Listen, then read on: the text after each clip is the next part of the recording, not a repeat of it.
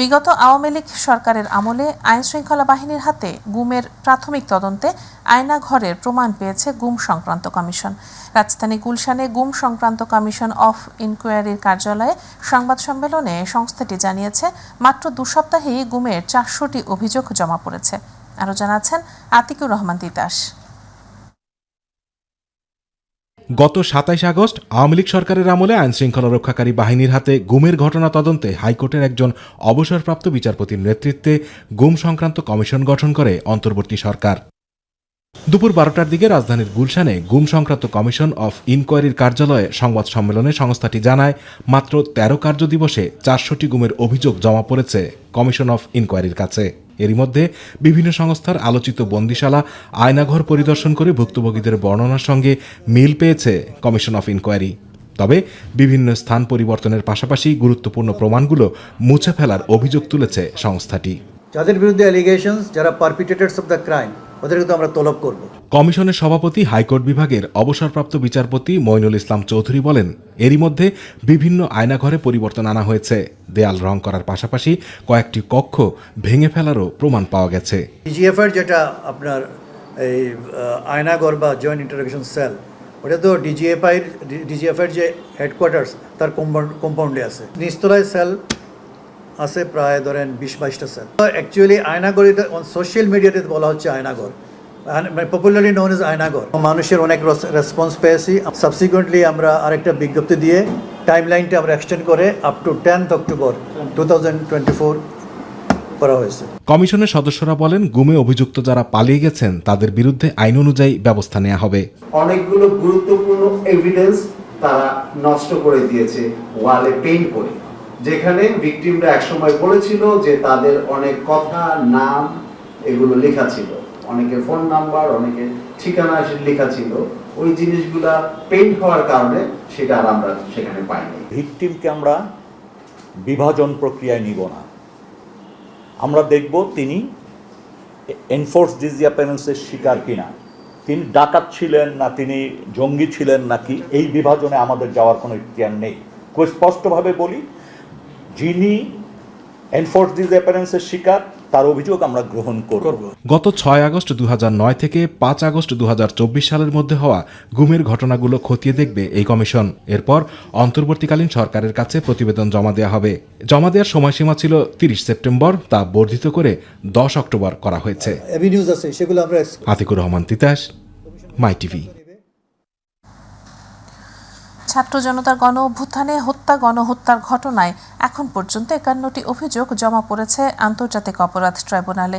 গত 4 আগস্ট রাজধানীর মিরপুর 10 নম্বরে BAF শাহীন কলেজের শিক্ষার্থী শিশু আহনাফের মৃত্যুর ঘটনায় বৃহস্পতিবার ট্রাইব্যুনালের অভিযোগ দায়ের করেন নিহতের মা। অন্যদিকে লক্ষ্মীপুর ও যাত্রাবাড়িতে হত্যার ঘটনায় সাবেক প্রধানমন্ত্রী শেখ হাসিনা সহ 30 জনের বিরুদ্ধে আন্তর্জাতিক অপরাধ ট্রাইব্যুনালে অভিযোগ দাখিল করেছে জাতীয় নাগরিক কমিটি। বিস্তারিত জানাচ্ছেন আমিনা হীরা। জুলাই আগস্ট গণহত্যার ঘটনায় এখন পর্যন্ত 51টি অভিযোগ জমা পড়েছে আন্তর্জাতিক অপরাধ ট্রাইব্যুনালে। 2টি ছাড়া প্রত্যেকটির আবেদনেই প্রধান আসামি সাবেক প্রধানমন্ত্রী শেখ হাসিনা। 18 জুলাই কমপ্লিট শাটডাউন চলাকালে রাজধানীর যাত্রাবাড়িতে কলেজ শিক্ষার্থী সাকিব হাসান এবং 4 আগস্ট লক্ষ্মীপুরে ওসমান গনি হত্যার বিচার চেয়ে বুধবার শেখ হাসিনা সহ 30 জনকে আসামি করে আরও 2টি অভিযোগ দাখিল করেছে নিহতের পরিবার। ওর মা বলতেছে, তুমি তাড়াতাড়ি সাকিবরে ফোন দাও। তা আমি যখন সাকিবরে ফোন দিলাম, সাকিব ফোন ধরে নেই, ধরছে অন্য একটা ছেলে, যেটা বলতেছে আঙ্কেল সাকিব তো মারা গেছে। তখন আর আমার খুশ নাই, আমি কি বলবো, কি করব, আমার সন্তান। 4 আগস্ট মিরপুর 10 নম্বরে BF শাহীন কলেজের শিক্ষার্থী আহনাফের নিহতের ঘটনায় আরেকটি অভিযোগ দেয় আহনাফের মা। ছেলে হত্যার সুষ্ঠু বিচার চান তিনি। সাবেক প্রধানমন্ত্রীর অনুমতিতেই তো এই কাজগুলো হয়েছে, তো আমি চাই যে এটার একটা সুষ্ঠু বিচার হোক। আন্দোলনে জড়িত যে কোনো শিক্ষার্থী অভিযোগ ও তথ্য জমা দিতে পারবেন ট্রাইব্যুনালে। এক্ষেত্রে শিক্ষার্থীদের নিরাপত্তা নিশ্চিত করা হবে বলে জানান চিফ প্রসিকিউটর। আমরা আজকের এই প্রসিকিউশন টিমের মাধ্যমে এই ছাত্রছাত্রীদের কাছে আমরা একটা মেসেজ দিচ্ছি যে তোমরা তোমাদের সহপাঠী সহকর্মী যারা এই আন্দোলনে শহীদ হয়েছে, আহত হয়েছে বা নানানভাবে ক্ষতিগ্রস্ত হয়েছে, তাদের এই তথ্যগুলো আমাদের ট্রাইব্যুনালের কাছে নির্ভয়ে এসে তোমরা জানিয়ে যাও। তোমাদের নিরাপত্তা, তোমাদের ব্যক্তিগত গোপনীয়তা রক্ষা করার ব্যাপারে বাংলাদেশ এবং আমাদের প্রসিকিউশন টিম, আদালত, তদন্ত সংস্থা আমরা আইনত এটা নিরাপত্তা দিতে বাধ্য এবং নৈতিকভাবে বাধ্য। এদিকে বিচারের উপযোগী করতে ট্রাইব্যুনাল পরিদর্শন করেছেন গৃহায়ন ও গণপূর্ত মন্ত্রণালয়ের প্রধান প্রকৌশলী। ঘুরে দেখেন স্থাপনা। পরে চিফ ইঞ্জিনিয়ার জানান 3 থেকে 4 মাসের মধ্যে শেষ হবে সংস্কার কাজ।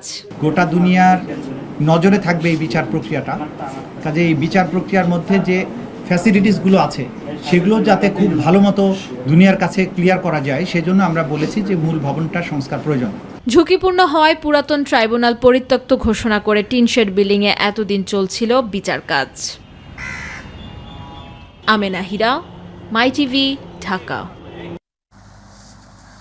সব ধরনের কালা কানুন থেকে বাংলাদেশকে মুক্ত করার কথা জানিয়েছেন প্রবাসী কল্যাণ ও কর্মসংস্থান এবং আইন উপদেষ্টা ডক্টর আসিফ নজরুল। বিকেলে রাজধানীতে অনুষ্ঠিত সাইবার নিরাপত্তা আইন সংশোধন বিষয়ক মতবিনিময় সভায় তিনি কথা জানান। আইন উপদেষ্টা বলেন, সাইবার নিরাপত্তা আইন বাতিল হবে, সেই সঙ্গে সাইবার সুরক্ষা দিতে নতুন আইন প্রণয়ন করা হবে।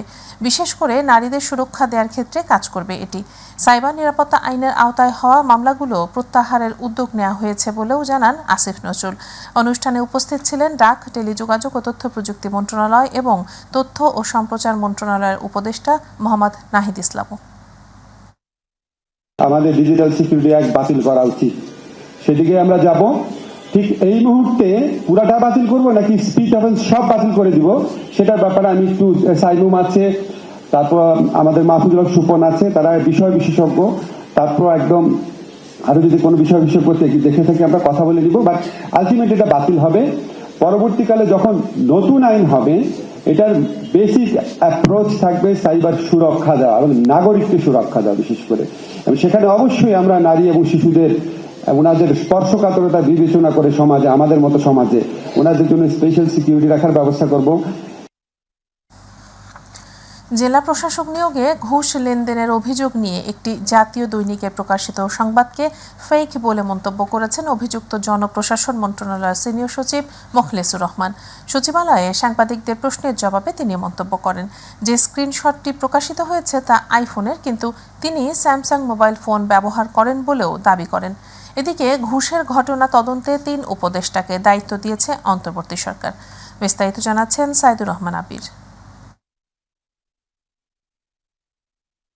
মোটা অঙ্কের অর্থের বিনিময়ে জেলা প্রশাসক ডিসি নিয়োগের অভিযোগে জনপ্রশাসন মন্ত্রণালয়ের সিনিয়র সচিব মোখলেসুর রহমান ও 2 যুগ্ম সচিব জিয়াউদ্দিন আহমেদ ও আলী আজমের বিরুদ্ধে খুদে বার্তার স্ক্রিনশট নিয়ে গণমাধ্যমে সংবাদ প্রকাশিত হয়।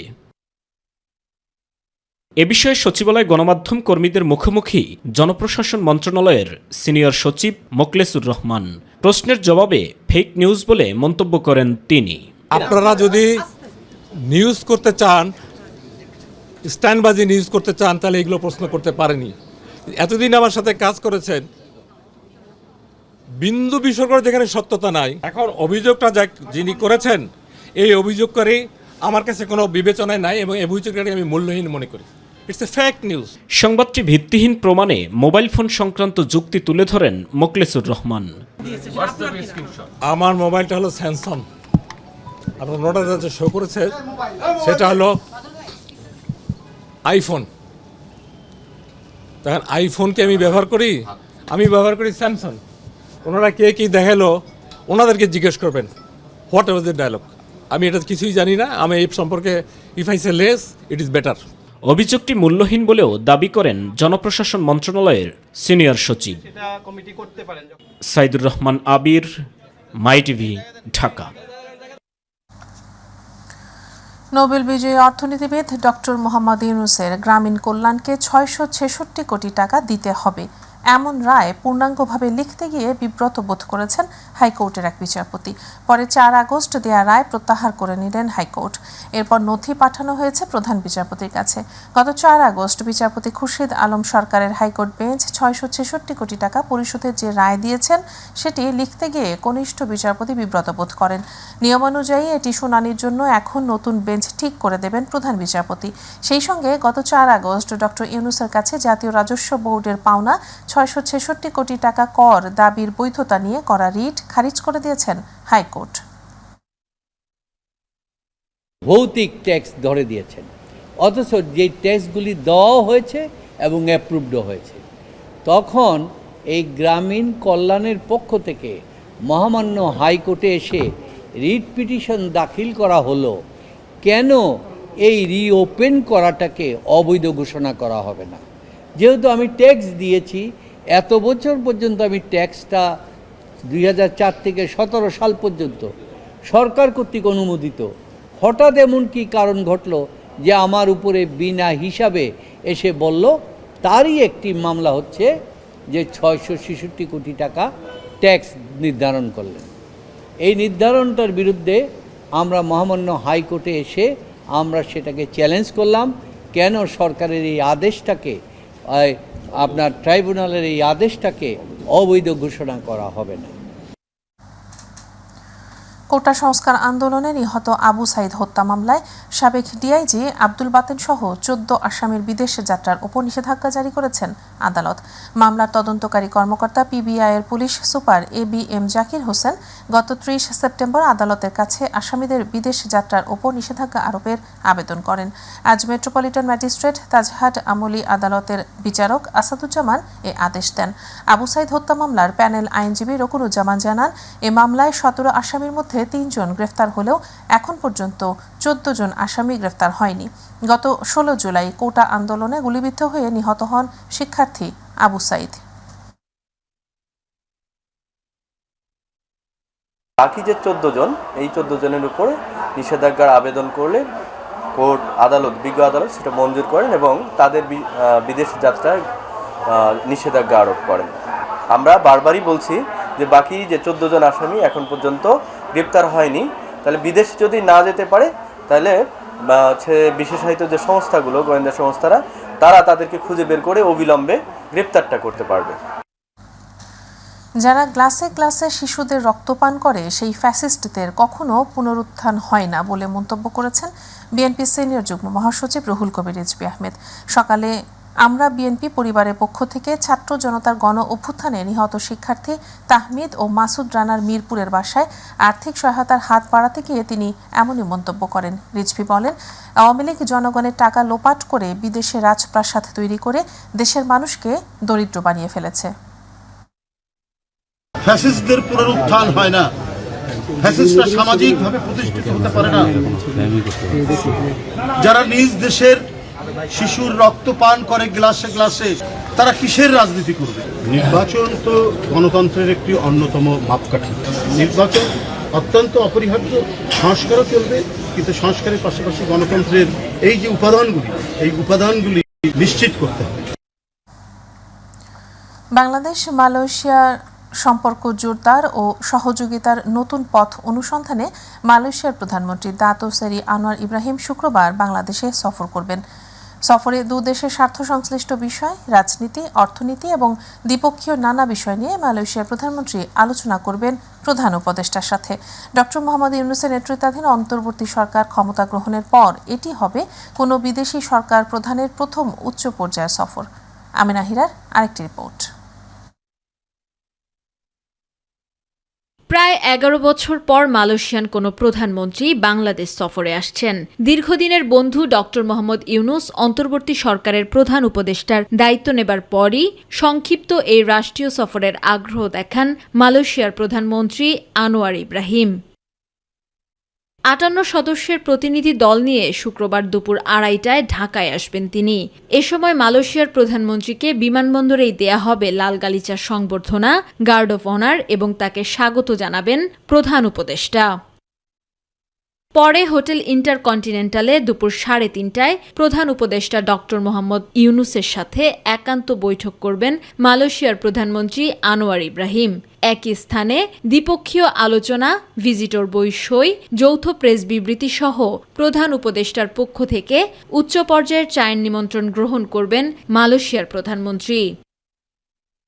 বৈঠকে দুই সরকার প্রধানের আলোচনায় অর্থনৈতিক সহযোগিতা, রাজনৈতিক সম্পর্ক, বাণিজ্য ও বিনিয়োগ, শ্রম অভিবাসন, শিক্ষা প্রযুক্তি অবকাঠামোগত উন্নয়ন এবং প্রতিরক্ষা সহযোগিতা সহ পারস্পরিক স্বার্থ সংশ্লিষ্ট বিভিন্ন বিষয় প্রাধান্য পাবে বলে জানান পররাষ্ট্র উপদেষ্টা তৌহিদ হোসেন। 58 জনের প্রতিনিধি দল নিয়ে তিনি আসবেন। মালয়েশিয়ার সাথে আমাদের মাল্টিডাইমেনশনাল রিলেশন আছে, কাজে সব কিছু নিয়েই আলাপ আলোচনা হবে। মানে আমাদের ব্যবসা বাণিজ্যের প্রশ্ন আছে, ইনভেস্টমেন্টের প্রশ্ন আছে, আমাদের শ্রমশক্তির বিষয়টা আছে এবং সব কিছুরই কিছু সমস্যাও আছে, সেগুলি আমরা চেষ্টা করবো যতটুকু সম্ভব দূর করার। চলমান রোহিঙ্গা শরণার্থী সংকট মোকাবেলার পাশাপাশি আসিয়ান কাঠামোর মধ্যে সেক্টরাল ডায়ালগ পার্টনার মালয়েশিয়ার সমর্থন চাওয়া হবে বলেও বলেন পররাষ্ট্র উপদেষ্টা। রোহিঙ্গা সমস্যার ব্যাপারে মালয়েশিয়া এমনিতে তো সহানুভূতিশীল বাংলাদেশের অবস্থান এবং রোহিঙ্গাদের অবস্থানের প্রতি, তো আসিয়ানে আমরা প্রত্যাশা করব যে মালয়েশিয়া আরেকটু শক্ত ভূমিকা নেবে আসিয়ানের পক্ষ থেকে, যাতে করে এই সমস্যার সমাধান করা সম্ভব হয়। বিকেল 5:30টায় ইন্টারকন্টিনেন্টাল থেকে রাষ্ট্রপতির সাথে সাক্ষাতের উদ্দেশ্যে বঙ্গভবন যাবেন আনোয়ার ইব্রাহিম। পরে বঙ্গভবনের দরবার হলে বৈঠক করবেন তারা। বৈঠক করে ভিজিটর বইয়ের স্বাক্ষর শেষে বঙ্গভবন ত্যাগ করে শাহজালাল বিমানবন্দর দিয়ে বাংলাদেশ ছাড়বেন মালয়েশিয়ার প্রধানমন্ত্রী আনোয়ার ইব্রাহিম। আমেনা হীরা, মাইটিভি নিউজ।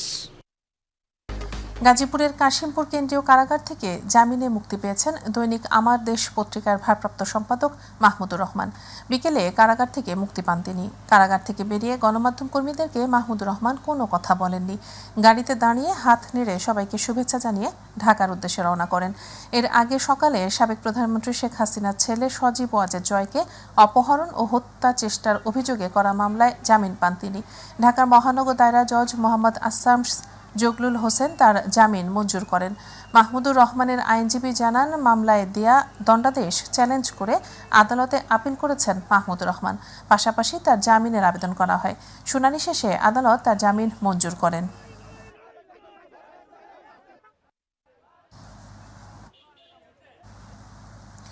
দেশের উন্নয়নের নামে যে লুটপাট চাঁদাবাজি হয়েছে তার দোষরদের দ্রুত বিচার করতে হবে বলে মন্তব্য করেছেন বৈষম্য বিরোধী ছাত্র আন্দোলনের সমন্বয়ক সার্জিস আলম। বিকেলে রাজধানীর উত্তরার 3 নম্বর সেক্টর ফ্রেন্ডস ক্লাব মাঠে সংগ্রামী সহযোদ্ধাদের সঙ্গে মত বিনিময় কর্মসূচির অনুষ্ঠানে তিনি এমন মন্তব্য করেন। অনুষ্ঠানে বক্তব্য রাখেন বৈষম্য বিরোধী ছাত্র আন্দোলনের সমন্বয়ক হাসনাত আব্দুল্লাহ সহ আরও অনেকে। এ সময় উত্তরা ও আশপাশের স্থানীয় শিক্ষা প্রতিষ্ঠানের ছাত্রছাত্রীরা উপস্থিত ছিলেন।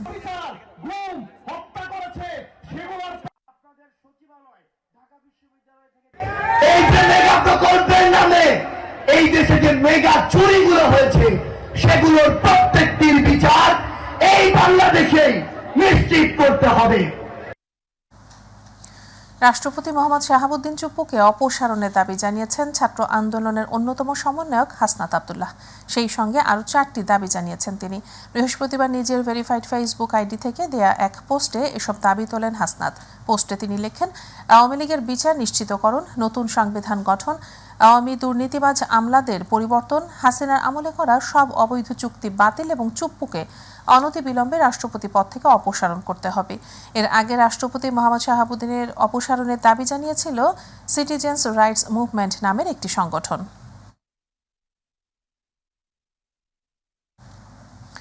বৃষ্টিতে রাজধানীর প্রধান সড়ক সহ এমন কোনো অলিগলি সহ ব্যস্ততম সড়ক নেই যেখানে জলাবদ্ধতা সৃষ্টি হয়নি।